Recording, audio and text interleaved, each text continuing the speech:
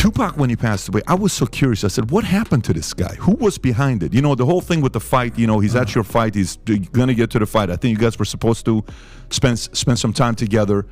And then I interviewed Greg Kading. And if you know who Greg Kading is, Greg Kading, are you familiar with Greg Kading?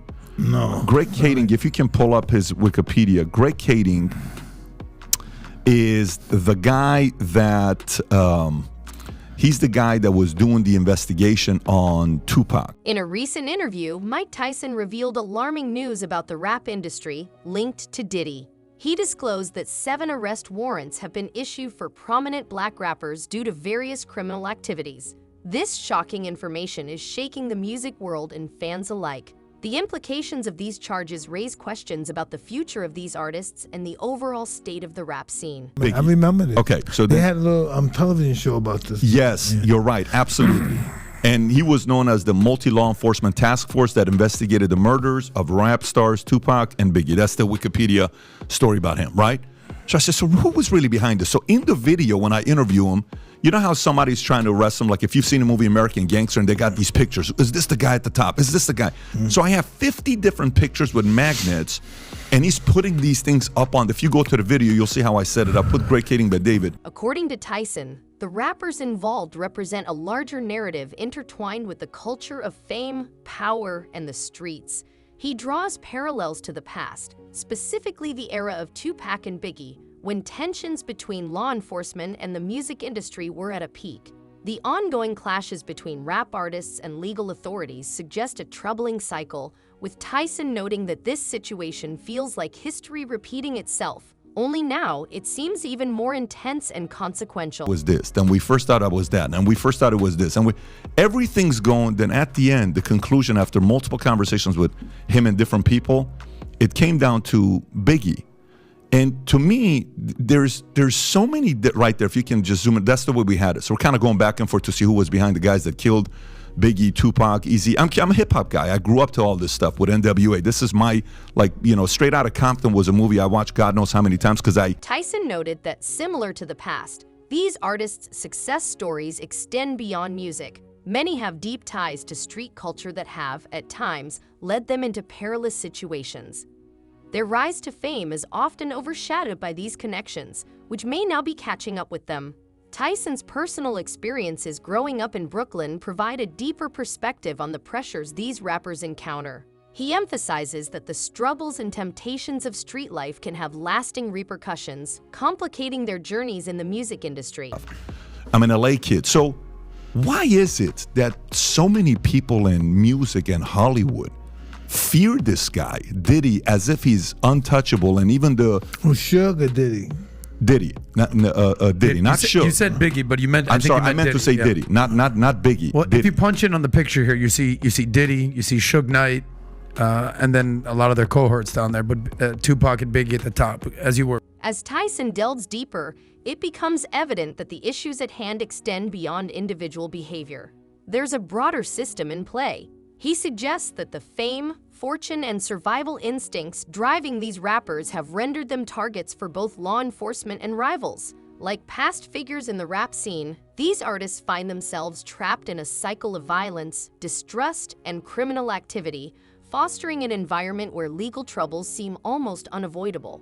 This interconnected web complicates their lives and careers, making it challenging to break free. What is it? I mean, everybody is in there. So what is it with Diddy that so many... T.I. called him out. 50 Cent said one time on Charlemagne God's podcast, Breakfast Club. He says one time Diddy said, hey, let me go buy you some clothes. Let me take you shopping. He's like, well, you want to take me shopping? What are you talking about? So T.I. called him out. 50 called him out. But some people are afraid. What do you know about? Because some people are talking about there's Diddy involvement with Jamie and something happened because he was calling him out for some of the parties he was putting up. Reflecting on the impact of the arrest warrants, Tyson highlights the sense of betrayal some rappers may experience. He compares it to his own past, where friendships turned deadly over money and power. These warrants may indicate deeper divisions within the rap community, potentially signaling a larger, more dangerous conflict among artists who were once allies. This shift suggests a troubling environment where trust is eroded and rivalries intensify, complicating the dynamics of the industry. Listen, this is what happened. I said, yo, Big, somebody gonna try to come kill us tonight. What caused you to flip on him? Well, you would say flip on him, but I would say let people know what's happening and the truth behind it. Do you think Diddy was an FBI informant? Puff was seeing a federal agent in D.C. Wow, that's way before he becomes somebody. Imagine knowing a man before he was famous, a guy on the streets, throwing parties and making connections, who suddenly becomes a household name. His rise to fame is shadowed by dark twists, untold secrets, and ties that extend far beyond music. In this episode, we delve into the hidden truths behind Diddy's ascent, exploring his potential connections to law enforcement and the tragic murder of Biggie. Get ready to hear firsthand accounts from someone who witnessed it all, revealing the complexities of his journey. He's doing some lot of things in D.C., and I think it was possibly because there was an incident when some people died. Puff don't listen. You know, I'm still having nightmares about those 9 kids that died at City College. I went to therapy. You'll never get over stuff like that, man.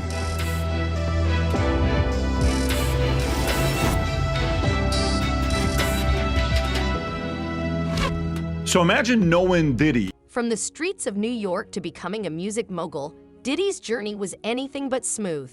According to his former bodyguard, Jen Deal, there's much more to Puff's rise than meets the eye.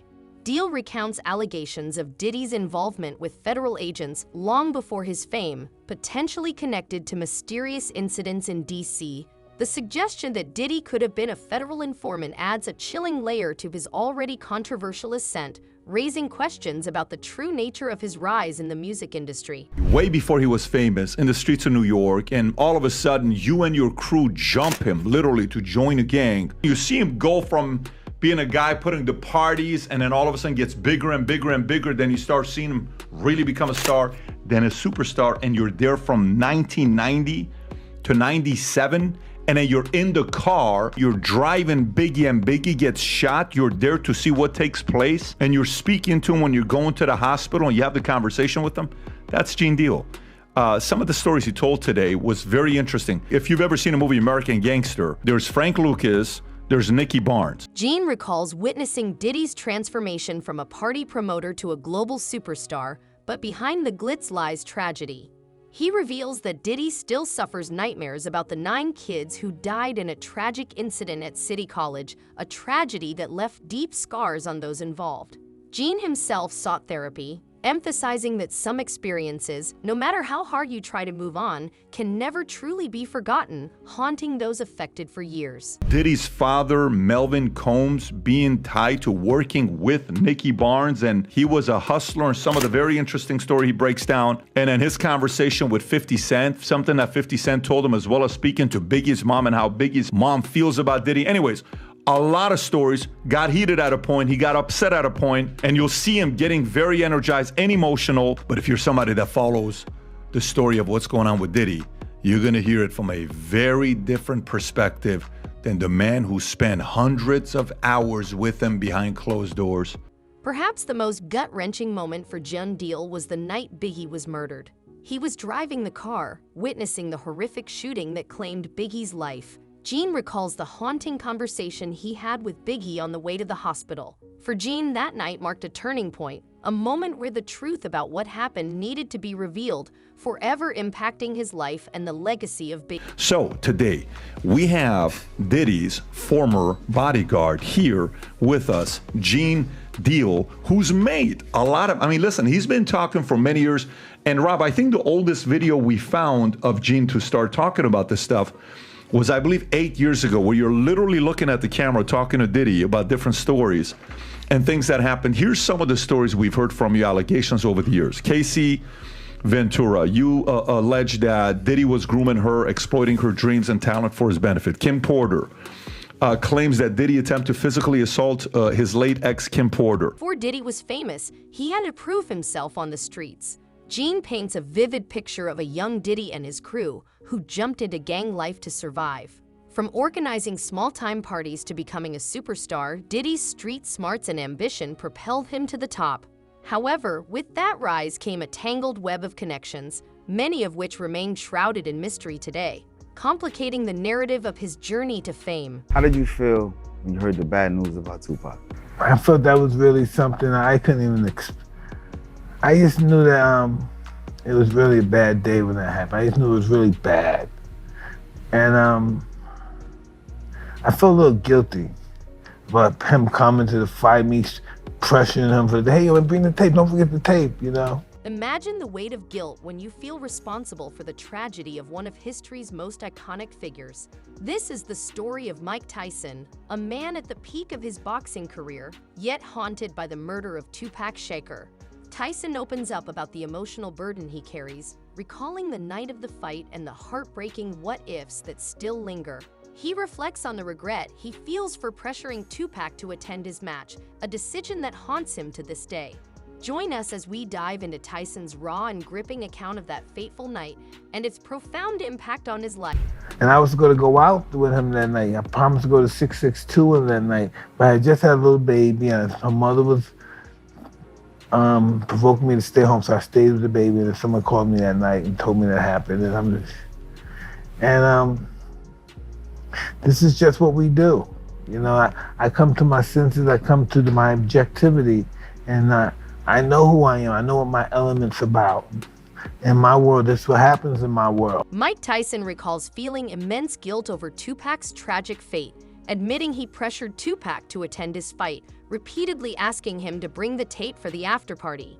Tyson reveals he had even planned to join Tupac that night at Club 662, but ultimately stayed home with his newborn. When he later learned about the shooting, he felt the heavy weight of responsibility for urging Tupac to go out. That was part of my world. My world, this happens. But just because it was Tupac and I was attached to it, it was different. But normally this is what I expect somebody to die after a fight or somebody get hurt, something crazy happened. But when it happened to him, it was different. Tell me one of your greatest Tupac stories. Hey. I don't even know if I can say this one though. Tyson reflects on the chaos that characterized his world, where violence after major events was common. He discusses how tragedy often followed success in his life, but Tupac's death felt personal and profoundly impactful. The fact that Tupac died shortly after a night connected to him shook Tyson to his core, leaving him to grapple with the deeper implications of that loss. I'm living in Cleveland then, but I'm coming out from LA. I'm just coming from LA or New York. I'm coming, maybe New York. I'm coming, just got off the plane. Tupac's in the arena. I'm in the arena in Cleveland. I'm dancing, I'm on stage with him, and then I'm watching the girls dancing, and I say, hey, who's that? And he said, don't worry about that. I said, he said, you got to, don't worry about that, man. It's Poke on stage, man, jump on stage. I said, no, who's that? And they, and the show was over, he said, go to the bathroom. This she was it. Go ahead, that's yours. Tyson shares one of his favorite memories of Tupac, recalling an electric moment backstage at a concert. He describes watching Tupac light up the stage with his energy, surrounded by admiration. This story highlights the close personal bond they shared and underscores Tupac's larger-than-life presence, showcasing the charisma that captivated everyone around him. That's one story, yeah. Yeah, that's yours. I said, thank you very much, brother. Thank you very much. I said, thank you very much. I don't do this to nobody else. This is you. I don't be doing this shit for anybody. This is my brother. I said, thank you so much. I love being your brother. I'm your brother. Oh, God, thank you so much. He came bearing gifts. Listen, I don't know if this is about my sex issues and stuff with girls, but listen, you're such a good friend to me because my friend As Tyson recounts these moments, he pauses to reflect on Tupac's profound impact, not just on him, but on the world. He describes the love and respect Tupac had for his friends, recalling a time when Tupac went out of his way to support him during a difficult period in his life. This gesture exemplified Tupac's deep compassion and loyalty to those he cared about. Hey, Patrick, Yes. can you ask Mike about the death of Tupac and how that affected him? Where are you? Who's asking? Here, right here. Why don't you ask him? Well, He's coming up. You're next. So hang tight. He's coming up. Oh man, Him and thank you Tupac very spent much. a lot of time together. You know, when you get older, you're pissing all the time. In the end, Tyson admits that Tupac's personality was unlike anyone else's, describing him as a force of nature. However, with that power came a storm of emotions that were often uncontrollable. Tyson acknowledges that despite Tupac's genius, the very energy that propelled him to stardom also contributed to his self-destruction. The impact of Tupac's tragedy on Tyson is profound, leaving him to wonder what more could have been done. Stay tuned for more updates on celebrity stories and insights.